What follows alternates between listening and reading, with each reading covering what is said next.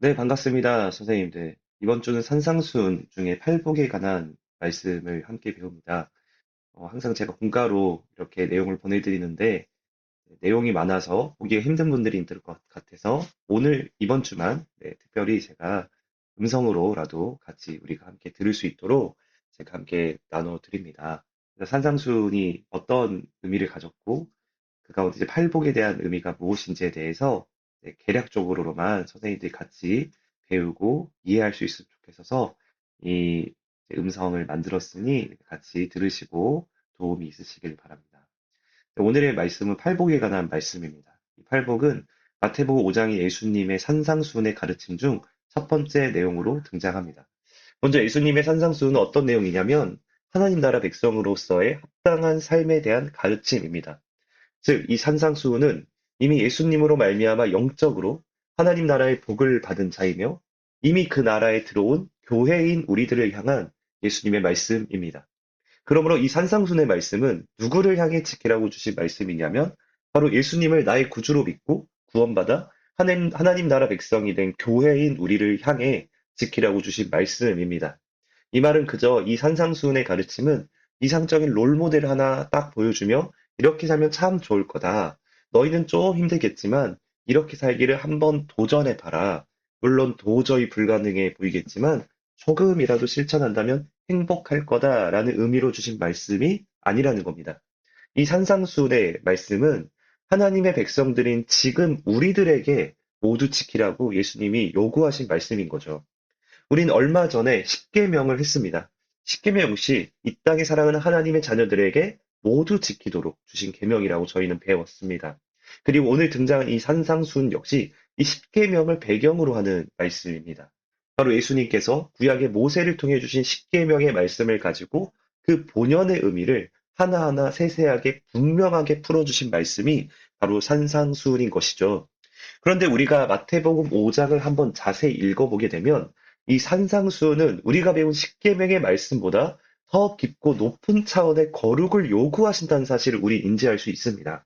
왜냐하면 산상수훈은 우리에게 더 높은 수준의 거룩한 행위도 요구하면서도 동시에 우리의 마음과 생각 모두 하나님 앞에 깨끗해야 하며 거룩해야 할 것을 요구하고 있기 때문입니다. 그래서 우리가 마태복음 5장을 만약 지금 다시 읽게 된다면 우린 불편함을 느낄 겁니다. 왜냐하면 지금 우리의 모습과 이 산상수훈의 말씀과 비교한다면 도저히 이 말씀에 우리의 삶이 걸맞지 않기 때문입니다. 이 말씀과 내 삶을 비교하면 우린 반드시 불편함을 느끼게 됩니다. 내가 정말 신자일까? 의문이 들 정도로 말이죠. 그러나 저는 오늘 이 말씀을 불편함을 감수해서라도 들어야 한다라고 생각합니다. 반대로 아무 느낌이 없으시다면 이 말씀이 진정 내 말씀으로 들려질 수 있도록 그리하여 불편함이 느껴질 수 있도록 기도하며 다시 읽어보았으면 좋겠습니다. 그리고 이 불편함에 앞서 이미 우리에게 부어주신 은혜로 시작하여 이 말씀을 다시금 바라봤으면 좋겠습니다.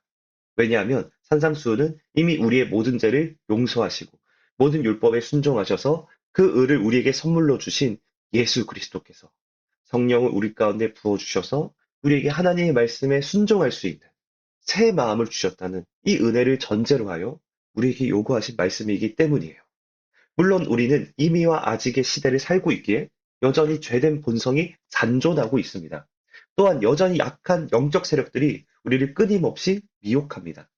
그러나 우리는 예수 그리스도가 우리를 위해 행하신 이 십자가 복음, 이 부활의 복음을 믿는 자들이기에 오늘도 이 모든 은혜를 부어주신 성령 하나님을 의지하여 이 말씀을 붙잡고 나아가길 소망합니다.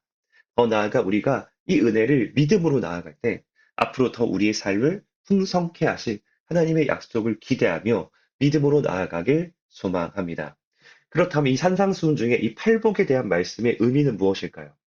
우리가 읽은 이 팔복의 말씀은 그리스도인의 영적인 특징을 보여주는 말씀입니다. 이 말은 곧 산상수훈은 그리스도인이 복을 받기 위한 8가지 조건이나 실천 사항이 아니라는 것이죠. 이 산상수훈은 참된 성도이며 교회인 우리가 이미 가지고 있는 영적인 특징이며 구원받은 성도에게는 복이 있다는 선언입니다. 우리 또한 이 팔복을 보며 오해하지 말아야 할 것이 이 8가지 복의 특징 중에 내가 가진 것, 4개나 5개 정도만 돼도 참으로 좋겠다는 오해를 벗어야 합니다. 앞에서부터 계속 강조하지만 이 팔복은 참된 성도이기에 이 8가지 특징 모두가 나타난다라는 게 핵심이에요. 이와 비슷한 본문으로 갈라디아서 5장을 보면 성령의 9가지 열매가 등장하는데 이 성령의 9가지 열매 역시 참된 성도라면 이 9가지 모든 열매의 맛을 낼 수 있고 이 모든 일을 행하실 성령 하나님을 믿고 따르라는 게 이 말씀의 핵심입니다. 즉, 이 말씀은 은사에 관한 말씀이 아닌 성도의 자질에 관한 말씀이에요. 이 모든 성품과 자질의 근원이신 성령께서 우리 안에 계시기에 이와 같은 특징과 열매를 방해하고 금할 수 있는 어떠한 법도 없다라는 겁니다. 우린 하나님 나라의 백성이 된 자로서 이미 이 영적인 자질을 가진 자이며 또한 여전히 구해야 할 자질이기도 한 것이 바로 이 팔복의 말씀입니다. 그럼 이 팔복의 말씀이 가진 의미가 무엇일까요? 이 팔복을 하나하나 제대로 살펴본다면 설교 8편이 나와야겠지만 오늘은 의미만 간단하게 정리하여 우리 각자의 삶에서 이 말씀을 묵상해 보았으면 좋겠습니다. 먼저 3절입니다. 심령이 가난한 자는 복이 있나니 천국이 그들의 것이며. 아멘. 3절은 물질적으로 궁핍한 자의 처지와 같이 우리는 영적으로 궁핍한 자임을 인정하며 겸손히 하나님께 나와 엎드리며 하나님만을 의지하려는 자를 가리켜요. 그러기에 심령이 가난한 자는 자기 스스로 문제를 해결할 수 없는 자임을 분명히 알고 하나님의 도우심을 구하는 자입니다. 영적으로도 스스로 결코 구원을 이룰 수 없는 영적 파산자임을 공공연히 고백하는 자가 바로 심령이 가난한 자이죠. 그러므로 심령이 가난한 자는 하나님을 의지함으로 말로 다할 수 없는 영적인 부요함을 누리게 될 것입니다. 마치 자신의 가난함이 기억되지 않을 정도로 하나님 나라에서만 누릴 수 있는 부유함을 맛보게 될 것입니다. 4절, 애통하는 자는 복이 있나니 그들이 위로를 받을 것이며. 애통하는 자는 자신의 죄와 연약함으로 인하여 탄식하고 슬퍼하며 하나님의 도우심을 구하는 자입니다. 그리하여 애통하는 자는 자신이 하나님께 순종하지 못한 모든 죄와 연약함을 가지고 슬퍼할 뿐 아니라 이 세상의 죄와 가족과 이웃과 지체들의 죄에 대해서도 애통해 합니다. 따라서 애통하는 자는 모든 죄가 그리스도 안에서 사함받는 위로를 누리게 될 것입니다. 더 나아가 죄를 이길 수 있는 힘을 얻는 위로도 받을 것입니다. 그때 우리는 죄로 인해 고통받는 지체들을 위로해주며 도울 수 있는 자들로 사용될 것입니다. 무엇보다 마지막 날에 예수님께서는 이 세상에서의 괴로움을 완전히 잊게 해준 만큼의 완전한 위로를 주실 것이며 우리의 모든 눈물을 닦아 주실 것입니다. 5절입니다. 온유한 자는 복이 있나니 그들이 땅을 기업으로 받을 것이며. 여기서 온유한 자는 자신을 내세우거나 자신의 권리를 주장하지 않으며 먼저 타인을 고려하고 그 권리를 존중하는 자입니다. 즉 온유한 자는 먼저 하나님 앞에서 온유합니다. 하나님의 말씀을 온유함으로 받아들입니다. 또한 온유한 자는 이웃에게도 온유해요. 다른 사람들을 친절하게 대하며 부드럽게 따뜻하며 그들의 처지에 민감하게 반응합니다. 상대방을 위해 손해보더라도 양보하며 상대방이 더 좋은 것을 얻도록 힘쓰며 그들의 허물에 대해서도 인내합니다. 따라서 온유한 자는 땅을 기업으로 받는데 이는 이 땅에서 하나님이 주시는 복을 많이 받고 이 세상에서 그 누구보다 힘있게 살아간다는 의미예요. 온유한 자는 이 세상에서 손해만 보고 가진 것을 빼앗기며 자기 권리를 누리지 못하는 자처럼 보이나 오히려 정반대의 역사를 경험하게 될 것입니다. 더 나아가 온유한 자는 장차 주님이 재림하실 때 더 큰 칭찬과 상급을 누리게 될 것입니다. 6절, 의에 줄이고 목마른 자는 복이 있나니 그들이 배부를 것이며. 여기서 의에 줄이고 목마른 자는 하나님과 올바른 관계를 사랑하고 간절히 원하는 자입니다. 또한 이웃에게 그 의를 행하기를 강력히 원하는 자입니다. 참고로 줄임과 이 목마름은 인간의 기본적인 욕구이며 강렬한 욕구예요. 즉, 의에 줄이고 목마른 자는 그 무엇보다 하나님을 강하게 사모하며 그분과 더 깊은 교제와 친밀함을 누리려는 자입니다.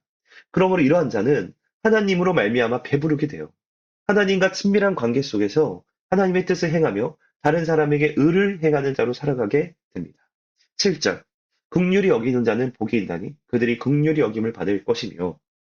여기서 긍휼히 여기는 자는 다른 사람, 특히 낮은 자를 불쌍히 여기는 마음을 가진 자예요.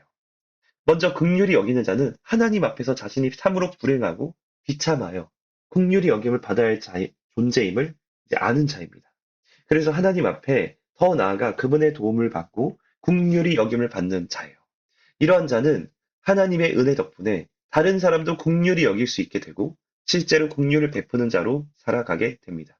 따라서 긍휼히 여기는 자는 하나님의 더 큰 긍휼을 삶에서 누리며 살아가게 돼요.